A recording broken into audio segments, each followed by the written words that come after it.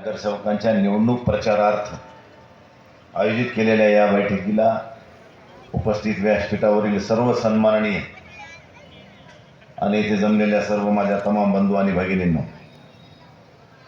मी आपल्याला जास्त वेळ बोलणार नाही. संतोष एकलर यांनी काय काय केले हे सगळं त्यांनी आपल्या मनोगतातून आपल्यासमोर मांडलेलं आहे. मी त्याला पुन्हा त्याचं रिपीट करणार नाही, परंतु माझी सर्व पुणेकरांना विनंती असणार आहे की मागच्या 5 वर्षामध्ये ज्या पद्धतीनं संतोष एकलर यांनी या ठिकाणी या शहरामध्ये काम केले, याच्यापूर्वी कधीही एवढं काम झालं नाही हे अभिमानानं आम्ही या ठिकाणी सांगू शकतो. एवढं चांगलं काम संतोषनी या ठिकाणी केलेलं आहे. आणि पुन्हा एकदा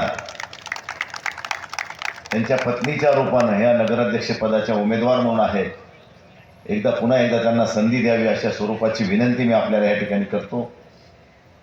बऱ्याचशा काही गोष्टी करायच्या शिल्लक आहेत. काही महामानवांच्या पूर्णाकृती पुतळ्याच्या असतील, आमच्या इकडचा रेल्वेचा ब्रिज असेल, त्याला रेल्वेच्या ब्रिजला पैसे सगळे नगरपालिकेनं भरलेले आहेत. राज्य सरकारची आणि केंद्र सरकारची मान्यता राहिलेली आहे. अशोक चव्हाण साहेब त्यावेळेस काँग्रेसमध्ये मंत्री असताना आम्ही त्यांच्याकडून त्याची परवानगी शेवटच्या टप्प्यात होती, पण नंतर सरकार बदललं आणि आमचा विषय तो जरा मार्गी लागायच्या ऐवजी बाजूला फेकला गेला. पण मी आपल्याला या ठिकाणी या निमित्तानं आश्वासित करू इच्छितो की आता उद्यापासून आजपासून आमचं अधिवेशन सुरू झालं. आम्ही निवडणुकीमुळे आज गेलो नाही, परंतु ह्या निवडणुकीच्या 19 तारखेपर्यंत आमचं अधिवेशन चालणार आहे. ह्या 19 तारखेच्या पर्यंत आपल्या उड्डाणपुलाच्या ब्रिजला केंद्र सरकारच्या वाट्याचे जे काही पैसे असतील ते आपल्याला पदरात पाडून घेण्याची जबाबदारी माझी असेल. शेवटी चांगलं काम करत असताना अडचणी बऱ्याचशा येत असतात, परंतु प्रत्येक अडचणीचा सामना आपल्याला करावा लागतो. आणि म्हणून आज ही निवडणूक आपल्यासाठी अत्यंत महत्त्वाची आहे. आता या ठिकाणी प्रस्तावित करताना आम्ही साहेबांनी भाषण करताना आपल्या सगळ्या भावना व्यक्त केल्या की या शहरामध्ये रस्ते चांगले आहेत, पोल उभे आहेत, पण लाईट नाही. त्याला जबाबदारी सध्याचं सरकार आहे. कारण गेल्या 4 वर्षापासून हे सरकार प्रशासक चालवतं. या ठिकाणी घाणीचं साम्राज्य झाले, ते सफाई होत नाही. ह्याला जबाबदार सरकार आहे. अनेक गोष्टी आज वॉटर सप्लायची योजनाचे काम आणखी चालू झाले का? सुरू झाले का वॉटर सप्लाय? ही सुद्धा मंजूर करून आणलेली संतोषच्या काळातलीच आहे. मी आपल्याला या ठिकाणी एक महत्त्वाची गोष्ट सांगू इच्छितो की वॉटर सप्लायच्या योजनेचं जसं काम संपल, लगेच आम्ही अंडरग्राऊंड ड्रेनेजच्या योजनेचं कामाची सुद्धा मंजुरी या ठिकाणी आणण्याचं आपल्याला या ठिकाणी आज जाहीर करतो. कारण वॉटर सप्लायची योजना पूर्ण होत नाही तोपर्यंत अंडरग्राऊंड ड्रेनेजची योजना मंजुरी मिळत नाही. आणि जशी अंडरग्राऊंड ड्रेनेजची योजनेची मंजुरी झाली की त्यानंतर मात्र रस्ते ह्या शहरातले पूर्ण करण्याची जबाबदारी सुद्धा केंद्र सरकारच्या अखत्यारीतला विषय आहे. या पाणी पुरवठ्या योजनेला सुद्धा केंद्राचे पैसे आहेत, अंडरग्राऊंड ड्रेनेज योजनेला सुद्धा केंद्राचे पैसे आहेत. आणि उद्या त्या ठिकाणी रस्ते फुटल्यानंतर ते रस्ते बनवण्यासाठी सुद्धा केंद्राचीच योजना आहे.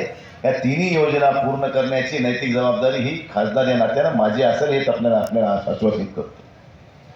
शेवटी सगळ्या शहरामध्ये फिरत असताना आज आम्ही रॅली केली. वास्तविक आता ही निवडणुकीची सभा घ्यायची किंवा रॅली काढायची वेळ नव्हती, कारण निवडणुकीच्या 1 दिवस अगोदर प्रचार संपतो, 2 दिवस अगोदर. परंतु निवडणूक आयोगानं वेळ अगोदरच कमी दिल्यामुळं त्यांनी आजचा दिवस वाढवून दिला आणि आज 10 वाजेपर्यंत प्रचार आहे. पण आता सगळे उमेदवार, त्यांचे कार्यकर्ते सगळे आपल्या आपल्या प्रभागामध्ये मतदारांच्या भेटीगाठी घेण्यामध्ये व्यस्त आहेत. पण तरी देखील आमचे उमेदवार या ठिकाणी आलेत. ते छातीवर दगड ठेवून आले. ते म्हणले, साहेब तिकडं आम्हाला वार्डात फिरायचं, तिकडं सभेकडे येऊन आम्ही काय करायला हवे. परंतु शेवटी ही मायबाप जनतेला आशीर्वाद देणारी निवडणूक आहे आणि सगळ्या उमेदवारांनी एकदा सगळ्या जनतेचे आशीर्वाद घ्यावेत म्हणून या ठिकाणी या शहरातल्या रॅलीमध्ये सगळ्याला सहभागी करून घेतलं. एक चांगल्या प्रकारची रॅली या शहरामध्ये झाली. आज सभा ही छोटे मोठे लोक कमी असतील, लोग किती थे मतुम आहे. हम तो अकेले ही चल पडे थे, लोग आते गए और कारवा बनता गया. अशा पद्धतीने ह्या ठिकाणी आज लोक किती आहेत, कारण लोक सगळेजण आपल्या आपल्या भागामध्ये व्यस्त आहेत. सगळ्याच पक्षाचे सगळे लोक बी, माणसं बी, काही लोक प्रतीक्षेत आहेत, कोणी काही पाठवते का, कोणी काही देते का, ह्याच्यात बी बेजार आहेत. त्यामुळे सगळेजण कोणी सभेकडे जायच्या मानसिकतेत नाही.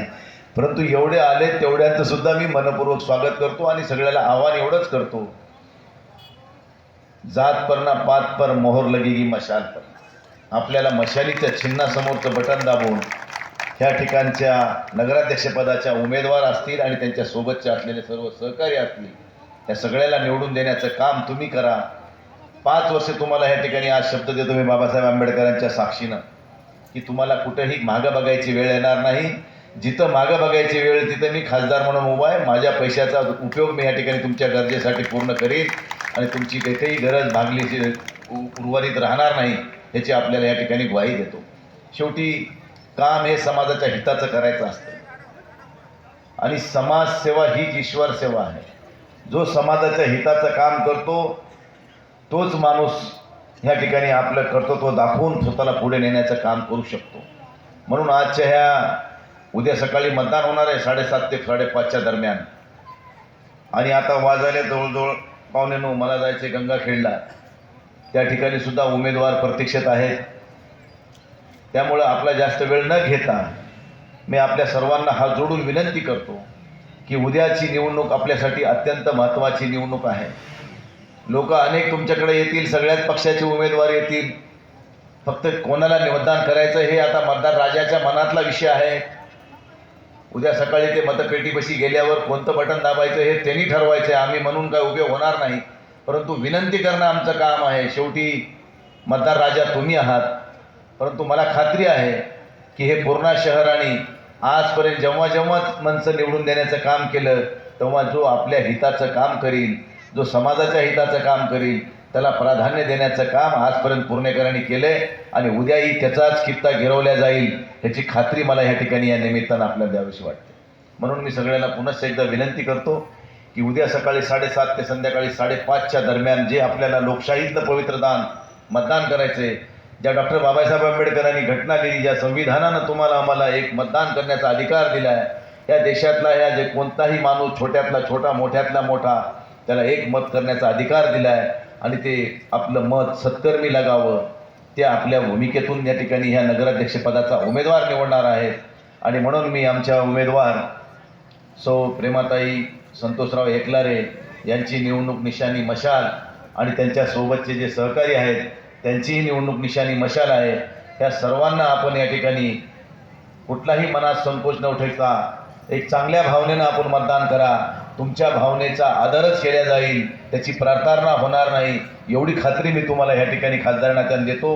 पुन्हा एकदा आपल्या सगळ्यांचे ह्या ठिकाणी मनपूर्वक आभार मानतो आणि मला ह्या ठिकाणी पुढे जायचं असल्यामुळं आपला जास्त वेळ न घेता आपल्याला पुनश्च विनंती करतो की उद्याची निवडणूक अत्यंत ह्या ठिकाणी या शहराचा चेहरा मोहरा बदलणारी निवडणूक असणार आहे.